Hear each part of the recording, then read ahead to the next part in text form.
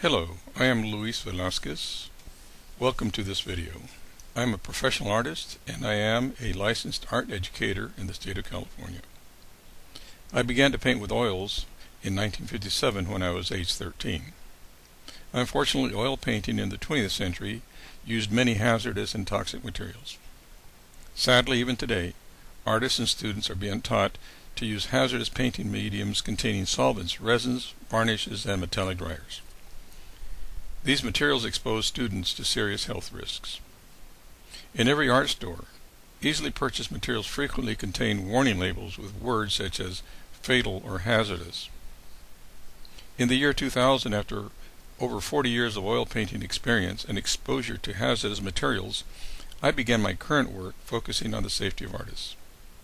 In the year 2004, I published my first book on safe oil painting. Later, I published one more book and 3 DVDs on choices for safe, effective painting. However, all of these educational books and DVDs were designed for professional and advanced artists only. This new DVD is designed for beginning art students.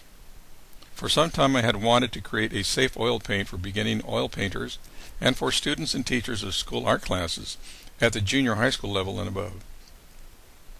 I am very excited and happy to introduce to this important group of artists this remarkable and safe new development, oil painting with milk. In the art world, milk is known as casein, and milk is one of nature's strongest and most permanent glues.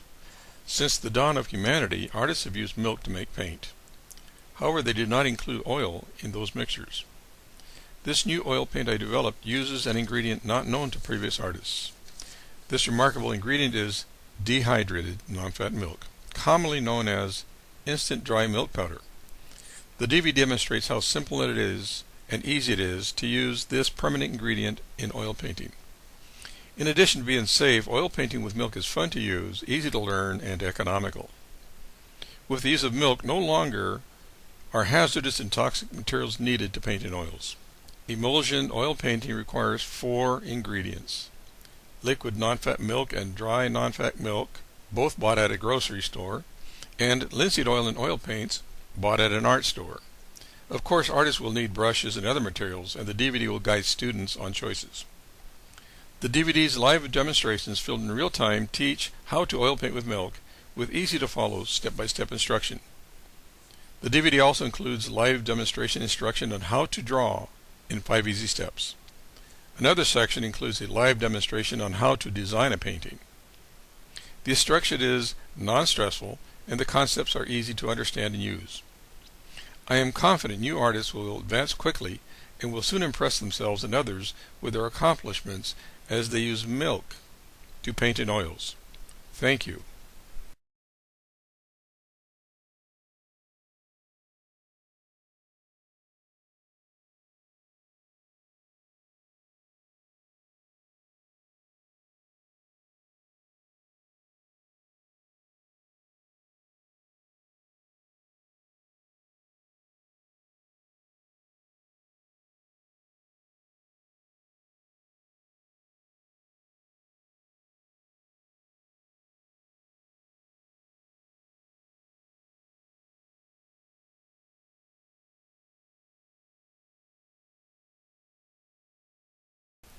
The 2 ingredients we will use are dry non-fat milk powder and liquid non-fat milk. Non-fat milk is also called skim milk or fat-free milk.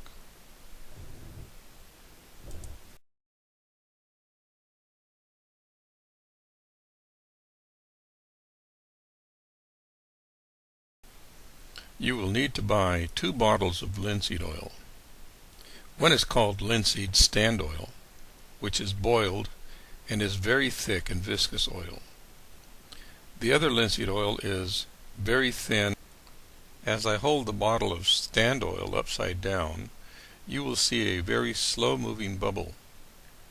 This shows how thick the oil is. The refined linseed oil is very thin oil. See how free-flowing the bubble is as compared to the bubble in the stand oil.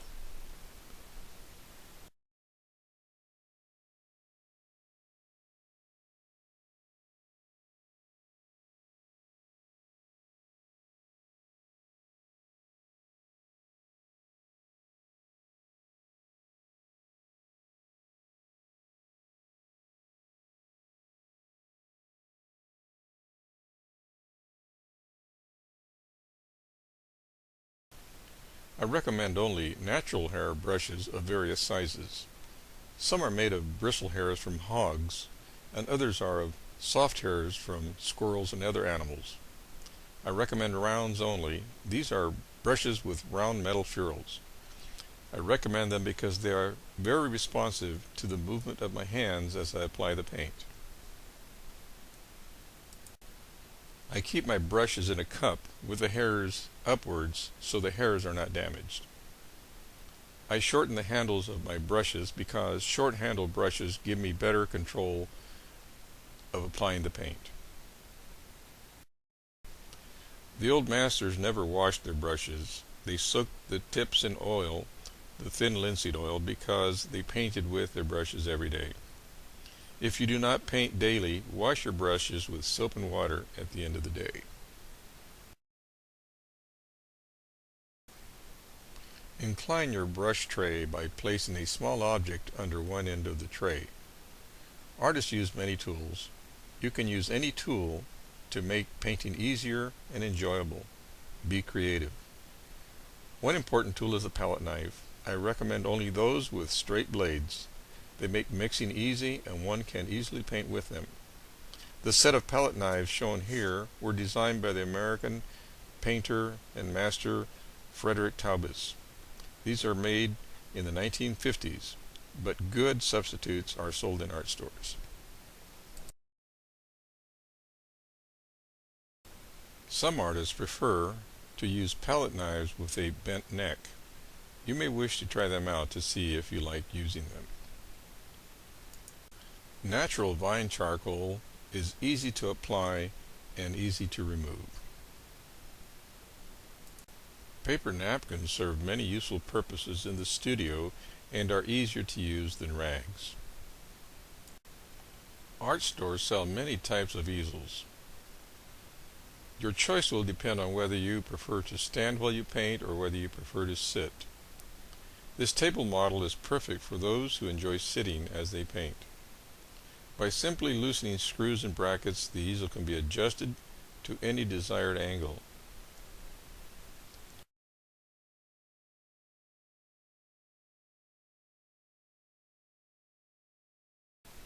Use the clamp at the top of the easel to prevent the painting from falling forward.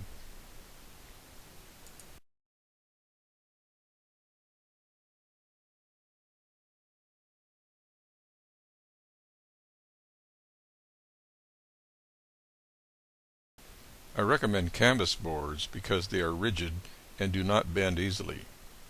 They are sold ready to use and are primed with a coat of white acrylic gesso. Stretch canvas is made by nailing canvas to a wood frame. I do not recommend stretch canvas for beginners. Notice how the canvas bends when you press on it.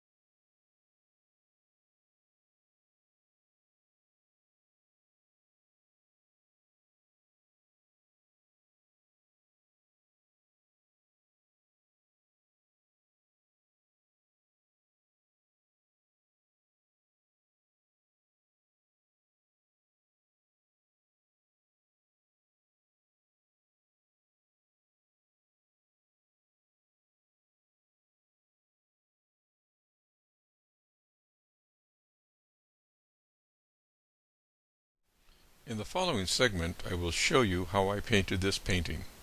It took 3 hours to complete it.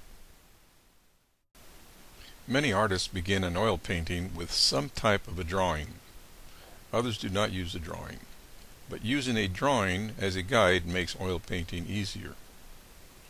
Fine charcoal is used to make a rough sketch because it is easily removed.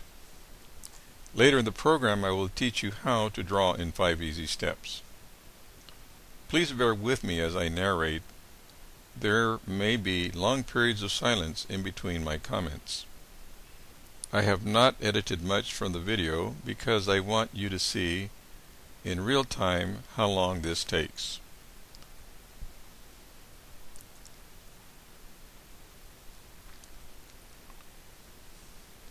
You see that I have finished the drawing and I'm using a brush to remove the excess.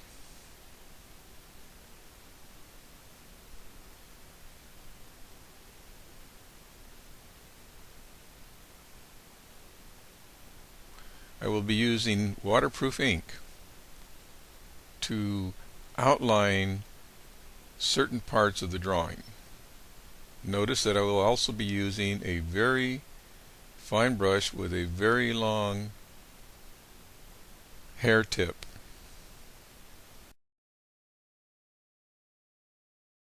Others will draw very carefully, others will be more sketchy.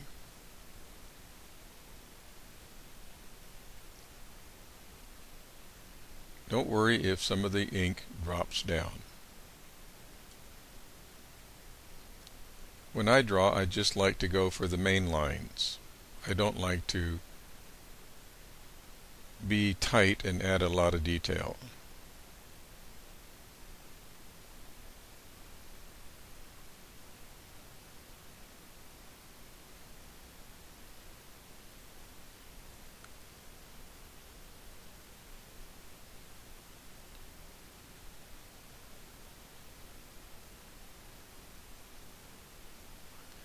The charcoal drawing will be removed later by dusting it off.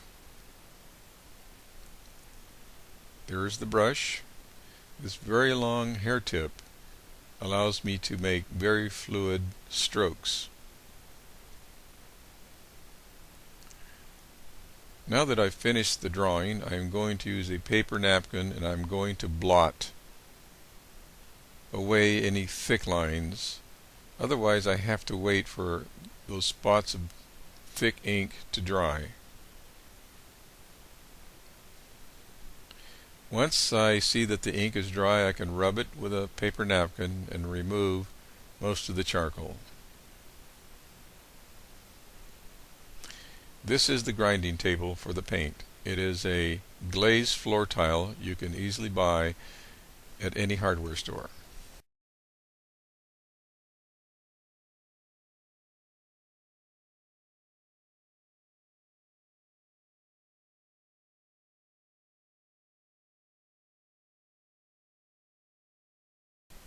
I will paint the underpainting with these 4 colors. Notice they are dull colors: white, yellow ochre, Venetian red, and black. Before we begin to paint, I have to make the gel.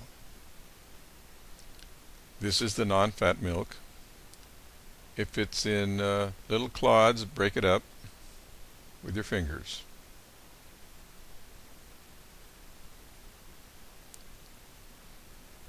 Take a portion of the dry milk powder and place it on the grinding table and add a little bit of the liquid non-fat milk. Using a palette knife, mix the two together well.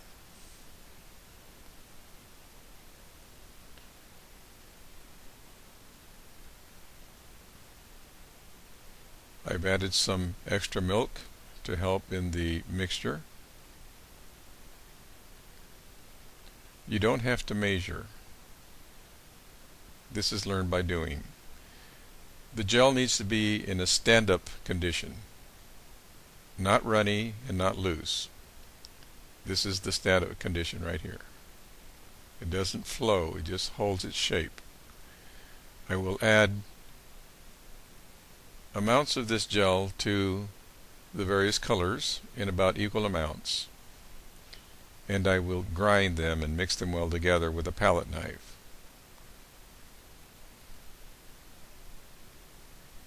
This takes a short period of time, and this is in real time so you can see how long it takes.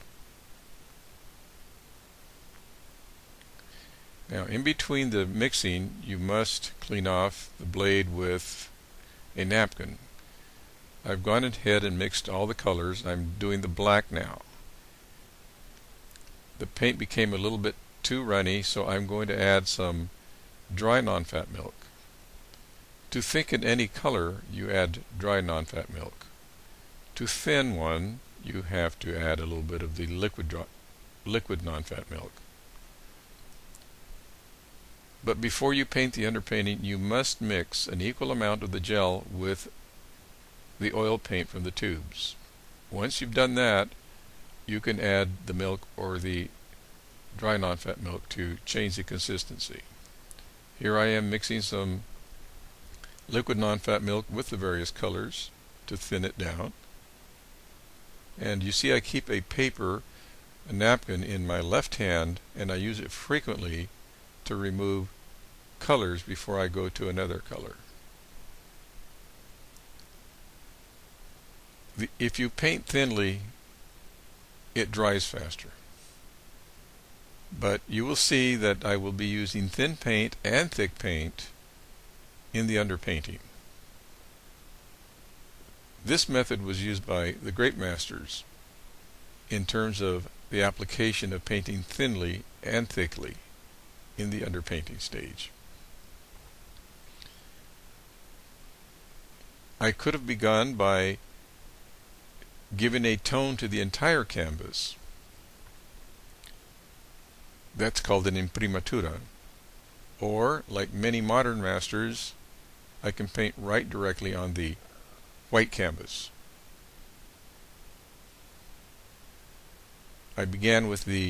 Notice that I began with the mid-tone values, the yellow ochre and the Venetian red, not with the black and not with the white. This is an important point. If I began with the white, it wouldn't register against the white canvas. And if I began with the black, the painting would immediately get very, very muddy and dark. Both colors, black and white, are very powerful. If you use too much white, you get a chalky appearance. If you begin with too much black, you get a very dull coloring to the painting. Many teachers tell students not to use black paint. That's wrong, and I'll tell you why. That was an experiment by the Impressionists in the 1800s, when science said that there was no black paint in nature. But the great masters, Michelangelo, Leonardo, Rembrandt, Rubens, Velázquez, they all used black paint. Because we are not painting with light, we are painting with pigments. And we try to emulate visual light. In science, when you combine all the colors, you get white. And black is the absence of light. Now you see that I'm applying some thicker paint over the thinly scrubbed painting. Please bear with me as I narrate. There may be long periods of silence. Using the bristle brush, I'm applying the white paint in some impasto. Thick paint is called impasto. It's very sketchy, but I will use this impasto to give life to the painting. It creates a three-dimensional effect in the final painting.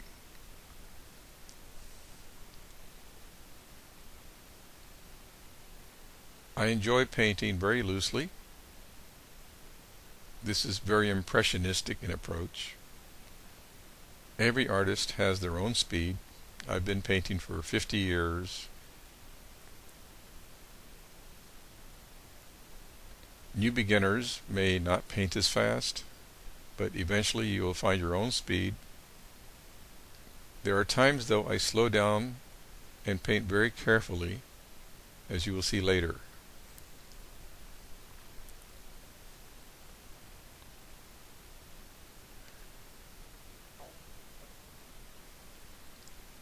the purpose of the dull underpainting is to create the design, work on the texture, and establish the very broad compositional portions of the painting. In the overpainting stage later, you will see how we will overlay bright, beautiful colors on this. This method was used by many of the great masters in history.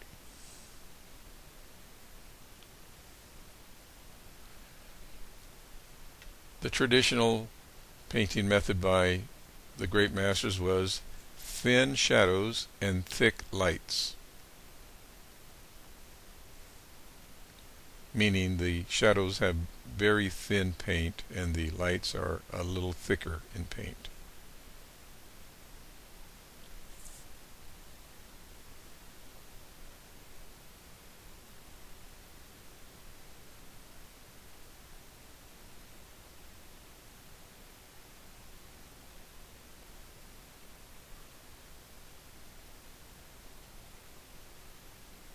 I don't use the soft hair sable brushes in the underpainting. I use the bristle brushes because bristle brushes are stiffer and move the paint around easier, quickly.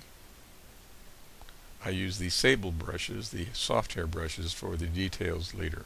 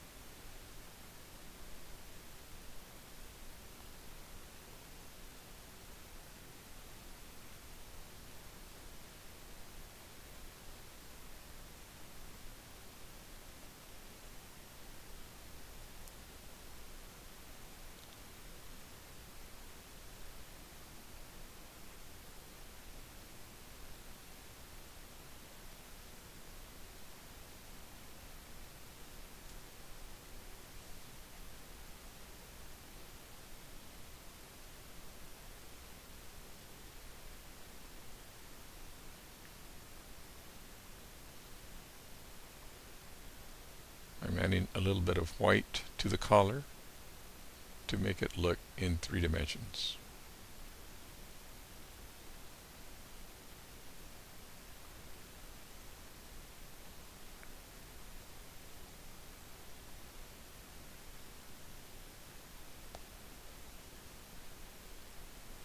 If you look closely, you'll see how some of the paint is very thinly scrubbed on and some is very thickly scrubbed on, applied. In the thin areas you can see the white canvas coming through the color.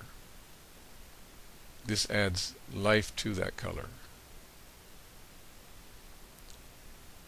The great master Velázquez of the 17th century painted so thinly that it appears to be almost like a watercolor painting. But on that thin painting you could see the thick paint on top that was rubbed and scrubbed in. Even when we finish this underpainting and let it dry, if you wish to, you can continue to rework it and change parts of it before you begin the overpainting stage.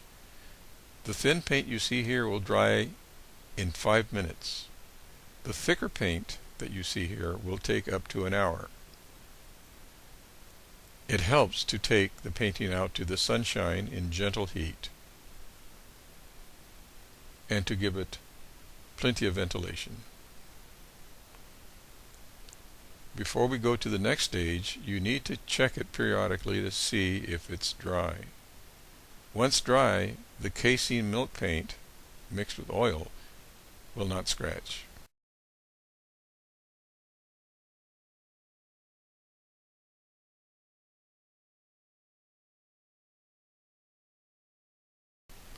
Once you finish the underpainting, it's important to clean the grinding table. You begin by removing all the excess paint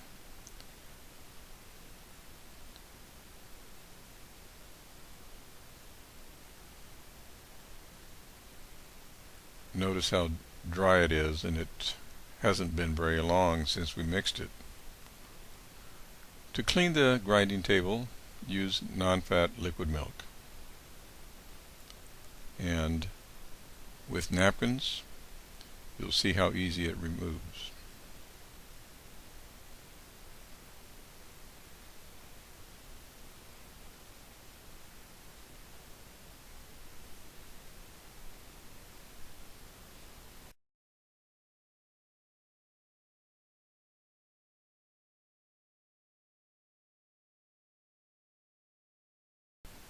We begin with the milk, the oil, some coins, a jar with a lid. Begin with the milk, adding 2 spoonfuls. This helps because if you start with the oil, it's hard to remove it from the spoon. This is the stand oil, and we're making the viscous emulsion. Allow time for the oil to drip from the spoon.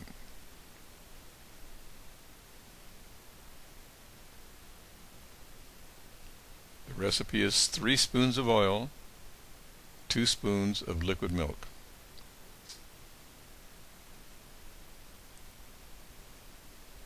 We cap the jar, the coins are in it, and now we're going to shake this. It has to be shaken for quite a time. You can count to 100 in order to make the emulsion. The coins are a real help the mixing. It becomes opaque white after you shake it. Now we're going to set up the palette for the next stage, which is the overpainting stage. I've drawn here on this grinding table a division. I have black on the left, a mid-tone gray, and white. These are on the top layer. On the right, vertical, are the bright primaries, red, yellow, blue.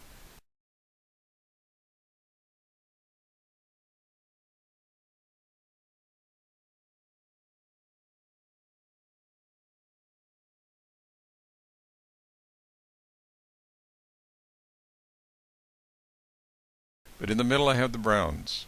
A bright brown on the right, a dull brown on the left. The secondaries orange, green, and purple are on the left vertical. The middle of the area is used for mixing your paints.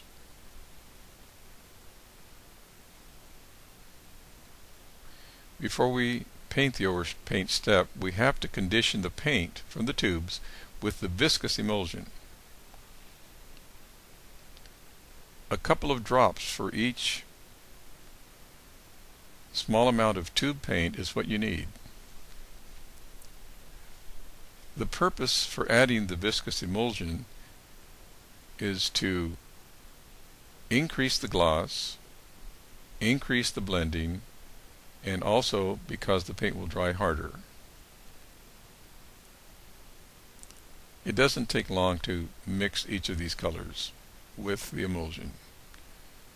If you add too much, you can add a little bit of dry milk powder to it to increase the texture. Don't add too much, or you will lose the color brilliancy.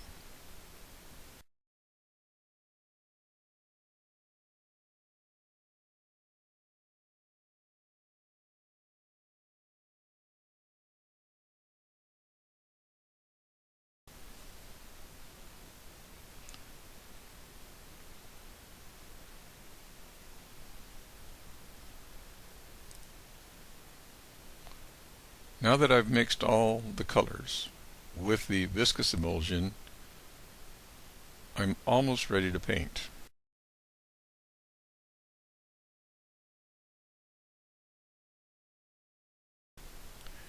Now, I've already stated you need to make sure that the underpainting is bone dry.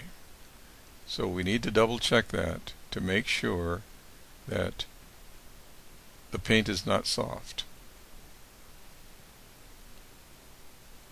The thin paint dries within minutes, but this thick paint takes up to an hour. Here you can see that I've pressed it down. So if you're finger can press it down, you need to wait. The oil out is the lubricant.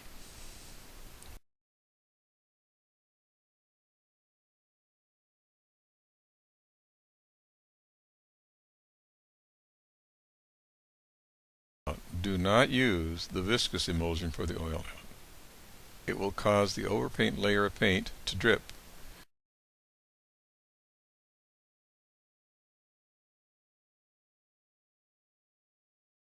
You can use a brush or your hand to rub it in. If you turn the painting to the light, you can see the shiny areas that have oil. You want to cover the entire surface. Once you've done that, use a clean napkin and gently remove all the excess. What you want is a ultra thin film. On this damp oil out lubricant, we will paint with the colorful paint as we do the overpaint stage.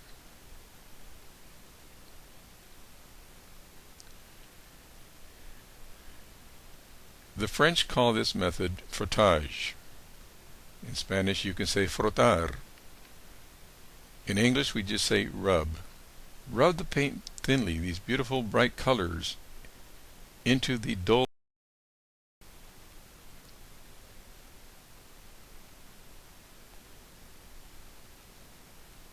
Do not thin the paint. Keep it firm. Paint thinly.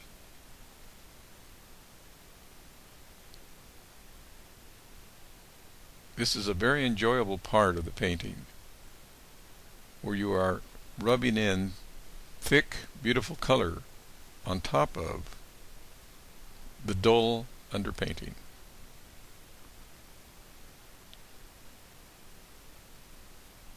Also, do not be afraid to paint thick color on the underpainting.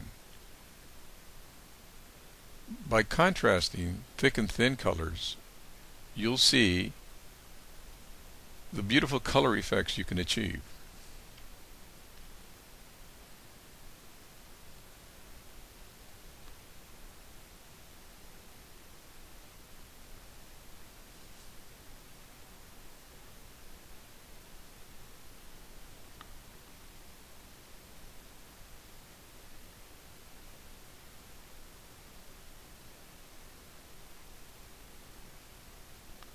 I keep the napkin in my left hand and I remove all unnecessary paint. There's some of the thick white painted into a thin rub of yellow.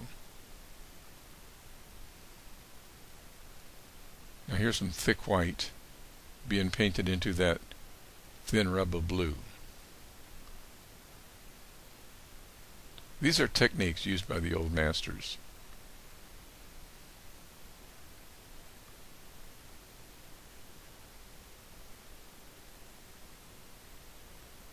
Modern painters can use those techniques effectively as they paint modern paintings for people of today. Now I'm applying a bright red over that dull Venetian red, and you can just see how the two colors react and interplay.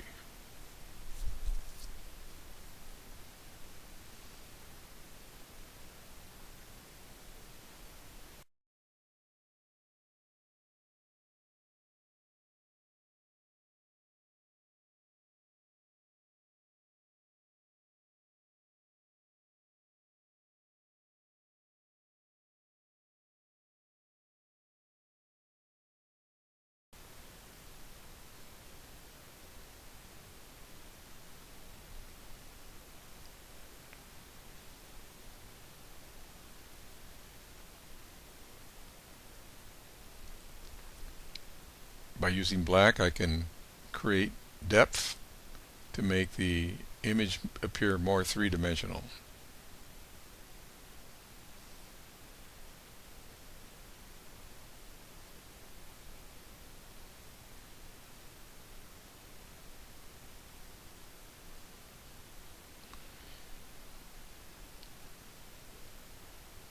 If you keep in mind that you cannot make a mistake, you can have a great amount of fun doing this. If you didn't like what it looked like at the very end, you could just get a rag and wipe the entire thing off and start over again.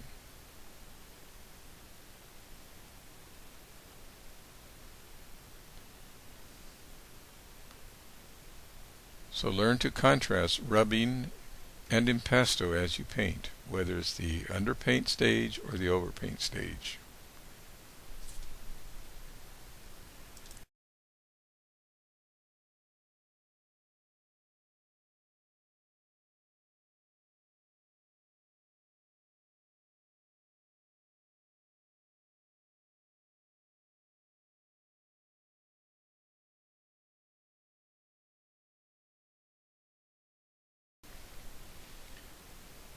Three important colors in painting are pure black, pure white, and mid-tone gray.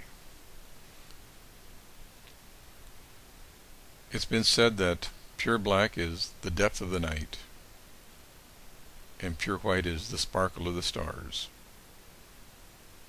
Mid-gray is a very important color.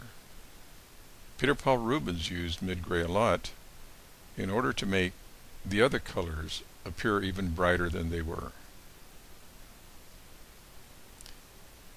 Using the black carefully, and now I'm using the gray, the mid-tone gray.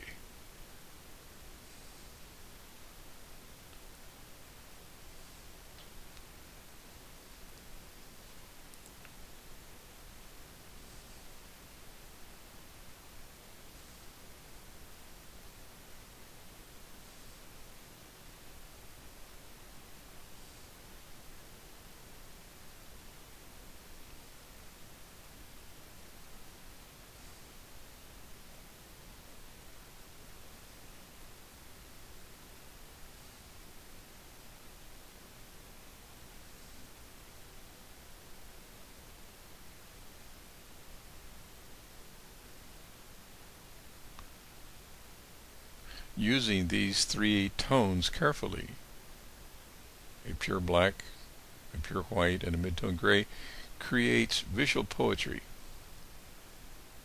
It was well understood by the great masters.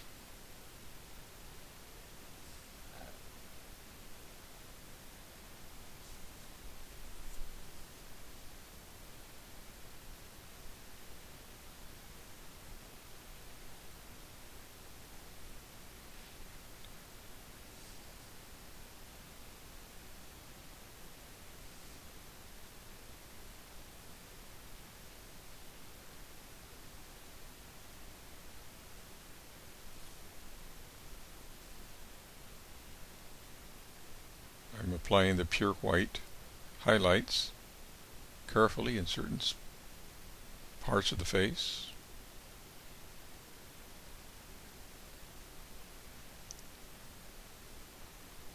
These little accents enliven the painting.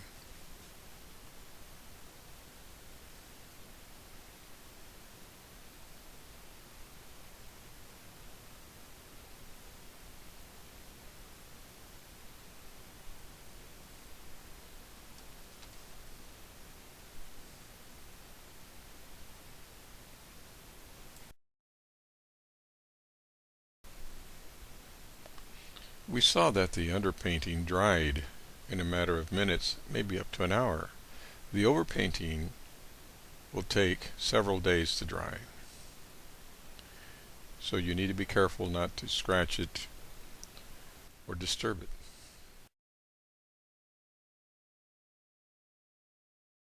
And you will notice how rough it looks. It's very impressionistic. I could have used a soft brush, and I could have blended everything and make it look like a photograph. But that is not my intention as a painter. Each artist paints in their own unique way.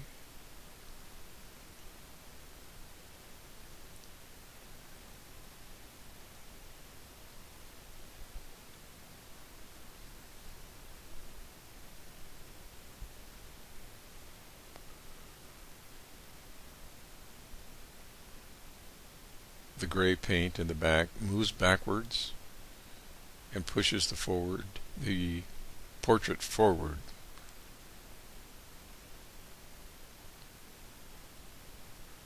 We see thin paint scrubbed in, thicker impasto,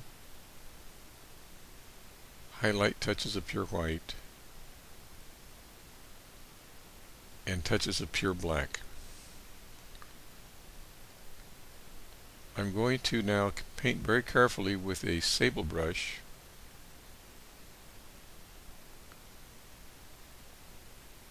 the hairs of the beard.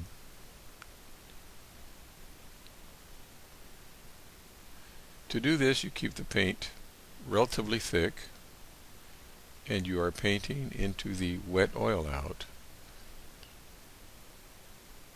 If I was using a thinner haired brush, I could make extremely fine lines.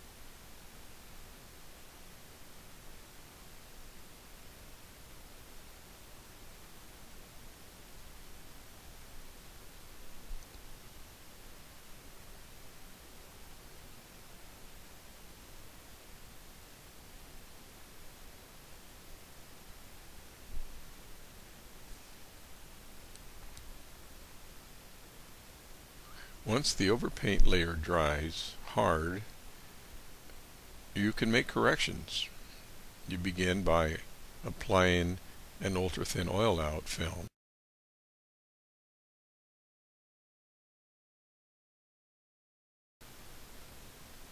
And you mix your paints as before, and you can do changes and retouches.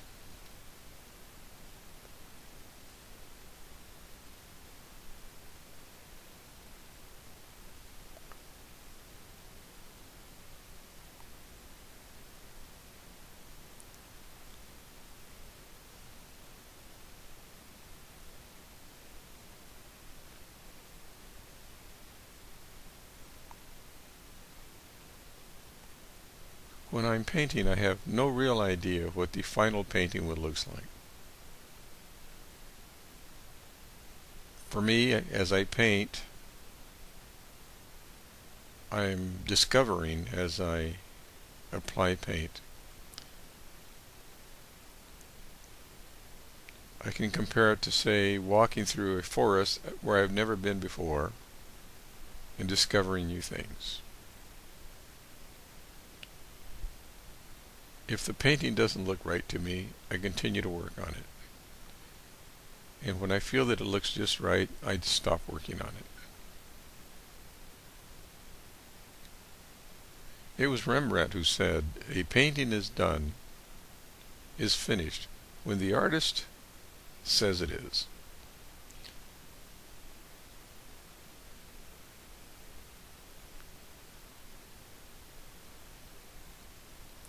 To me, part of the magic of painting is this discovery of working on a painting without even knowing what it will look like,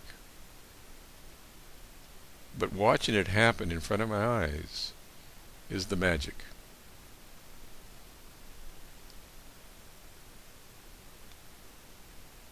Frederick Taubes, the great painter, once said that Rembrandt must have surprised himself even more than others as he painted.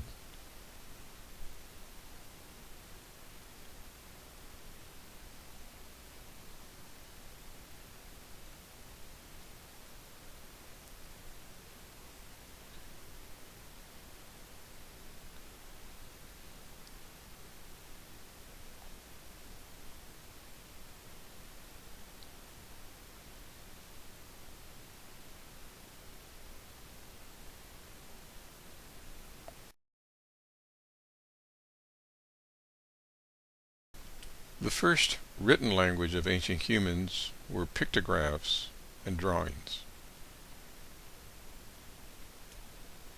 I'll teach you a method which is so simple that it'll give you confidence to draw and draw very well.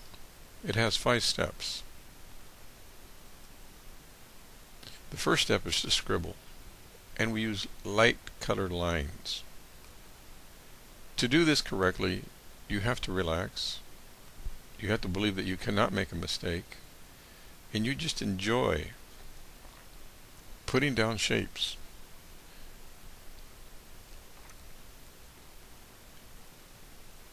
Remain loose. Don't draw dark. Keep very light.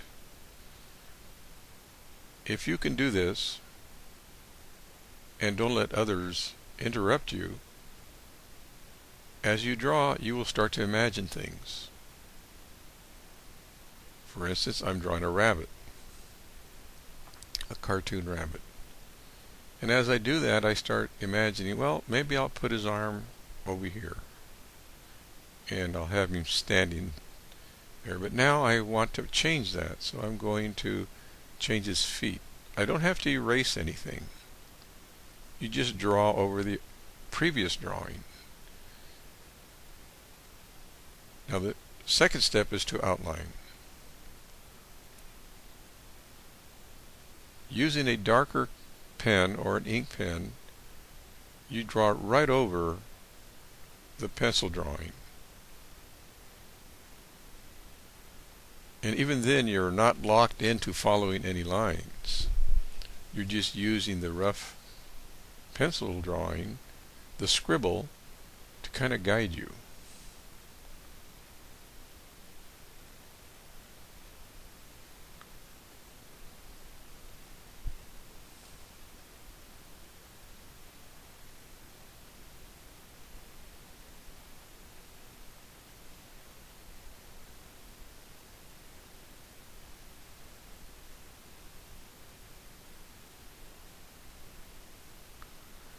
The third step is to erase.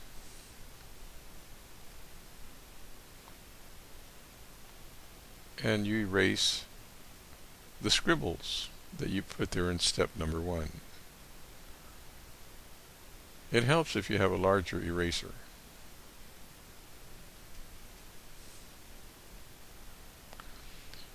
Step 4 is the shading. And I'll teach you 5 methods of shading. We'll go through it one by one.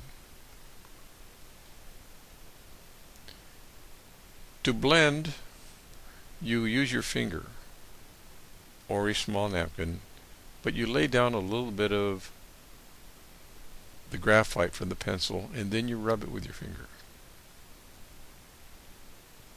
You can use one of these 5 methods or all 5 of them in a single drawing. It's up to you. If you're creative, you'll do what you need to do to express your ideas.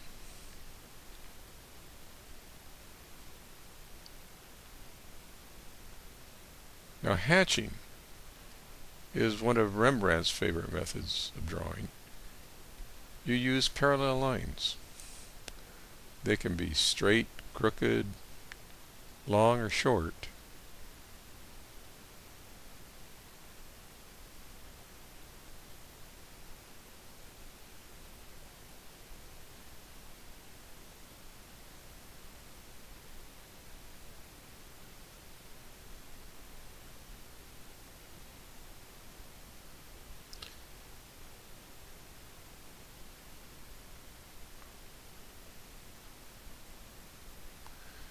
Cross-hatching.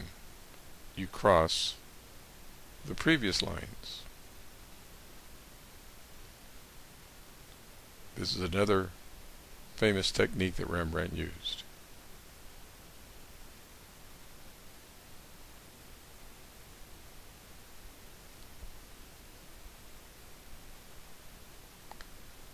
This is stippling. It's noisy. You're going to make little dots. All of these techniques do one thing: they create darkness on the white paper. The closer you put the dots, the darker it appears. And then you want to do some fill-in. And you can use various shades, very dark, medium, or light shades of pure, flat fill-in.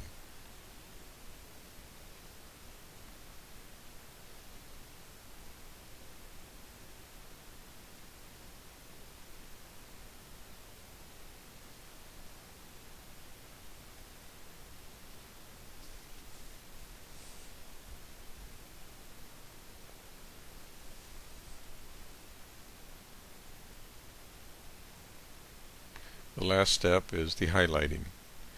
Here you use an eraser and you work over the drawing to remove some of the pencil,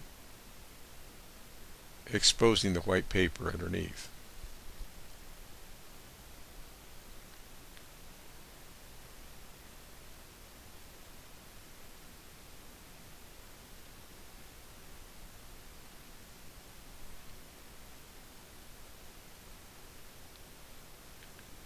I'm blending in the eye, then I'm removing some of that pencil with the eraser to create a highlight.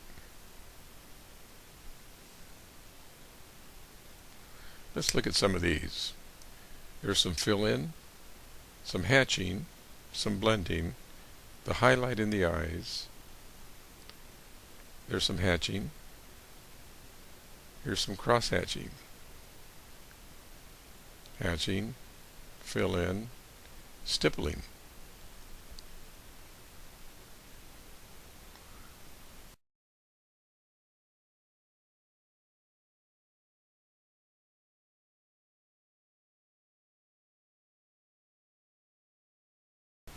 In the next segment, we will learn to design a painting. Grandma Moses would cut out photographs and trace them.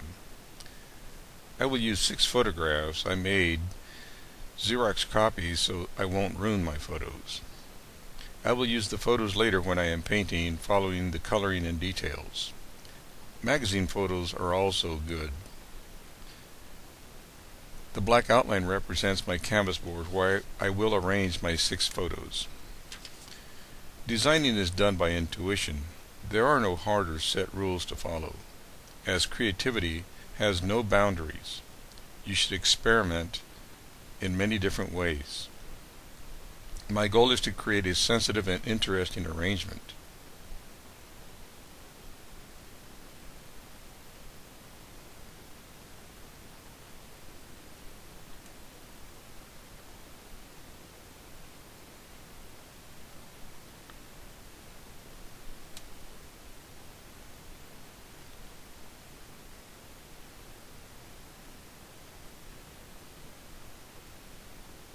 The arrangement is not satisfactory to me.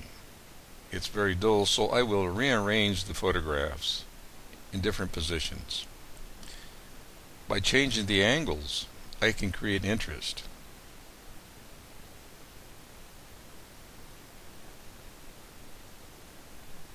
I decided to use only 4 of the 6 photographs, so the design would not appear so cluttered. I make a transfer paper with line charcoal. Then I can use a pencil or a ballpoint pen to do the tracing. Place the transfer paper under the photo with the charcoal side to the back. Place a little bit of tape, and now we can begin to do the tracing. You can trace as many lines as you want, or you can use only a few. You can be very accurate with the details.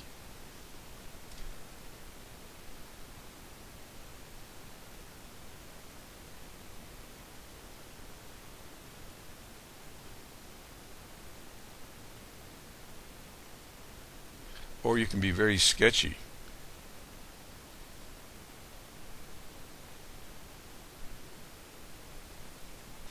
Carefully remove the paper because the charcoal will smudge. I will use the same procedure on the other photographs.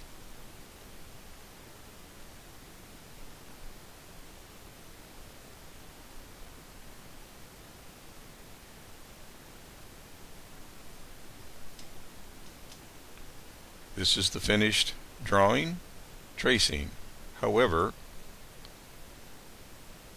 I can use the vine charcoal and I can add additional details freehand. Here I am drawing some arms and hands and a basket to hold the avocados.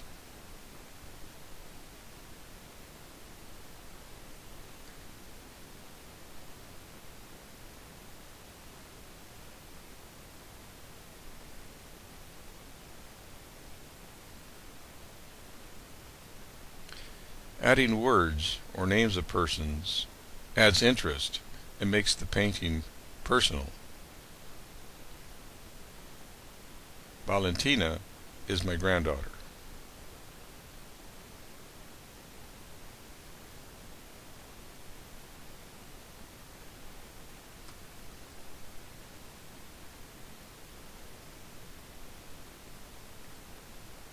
After the drawing is complete, the next step is to outline with ink. You can use waterproof markers or ink with a brush, as previously demonstrated.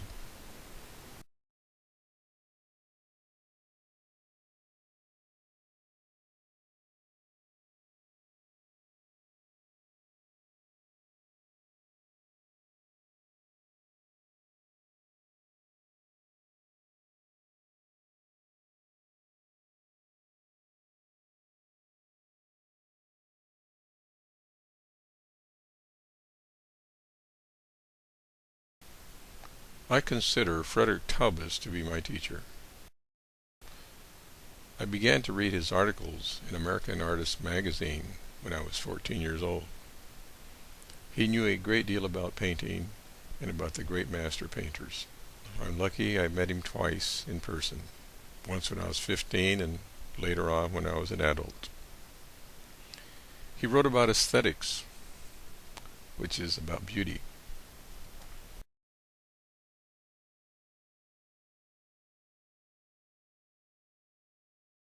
He wrote over 27 books on art, on aesthetics and the technical aspects of art. He was opinionated about what made art important. He would write essays, and he would also write about the materials of painting, which is the technical aspect of painting.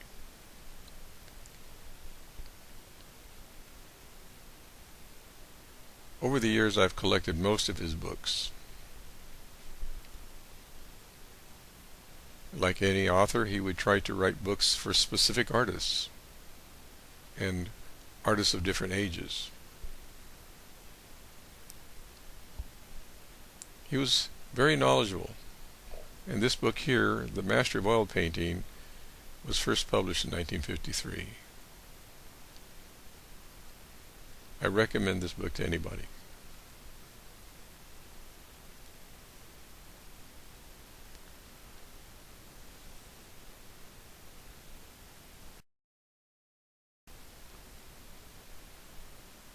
The great masters have always been my teachers. I've read countless books. I've been to countless museums. I've done countless hours of research on Rembrandt, Velázquez, Rivera, Picasso.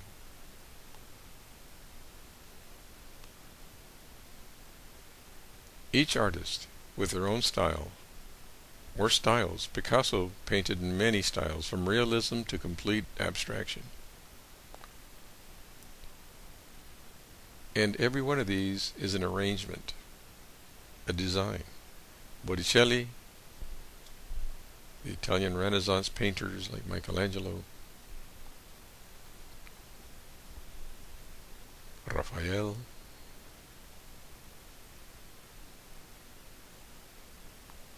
Titian,